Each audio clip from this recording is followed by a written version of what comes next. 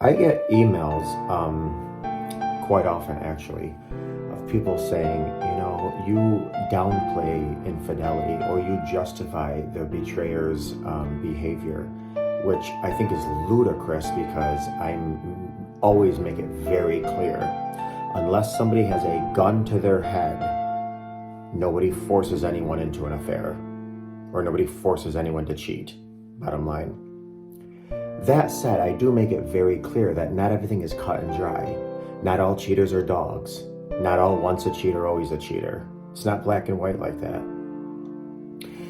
This is maybe a bad example, but you take little Johnny on the playground, little 6-year-old Johnny who's playing with his truck in the sandbox, and a kid comes over to him and takes the truck. And little Johnny's coping mechanisms are overwhelmed, and so he hits the kid. So what happens is all the parents run over and they talk to little Johnny. Why did you hit? We don't hit. Is hitting a good decision? You have time out because you hit. No one forced Johnny to hit that little boy. Hitting is absolutely not acceptable. Hitting is not a behavior that should be tolerable in any way, shape, or form.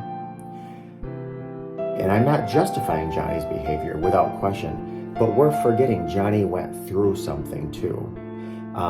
Johnny felt bad his truck was taken. Maybe something, he felt like he didn't have any other options than to hit.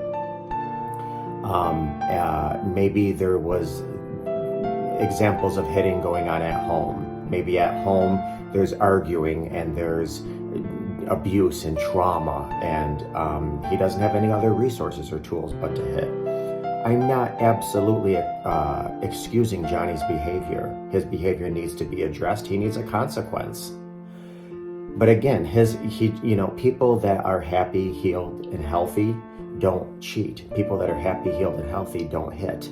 So absolutely there's no excuse. There's no justifying. There's no rationalizing. There's no downplaying. Johnny could have done many things. He could have told a parent. He could have asked for the truck back. He could have played with something else. And then you ask Johnny, why did you hit? And he says, I don't know. It's the same thing with tall children, men and women. They get caught in an affair. They get caught cheating. Why'd you do that? I don't know.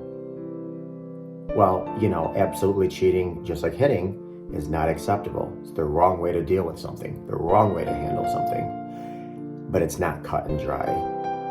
And the reason I say that is because I work with many, many, many couples, and the majority are working through affairs. And it's not a matter of that men are dogs and men are dirty cheaters and, women are unfaithful, this and that. Both parties are in pain. Both parties are in pain.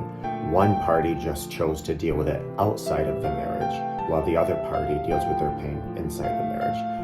The one that dealt with it outside the marriage, absolutely, that needs to be acknowledged, addressed, consequences, punished, lots of work that goes into it.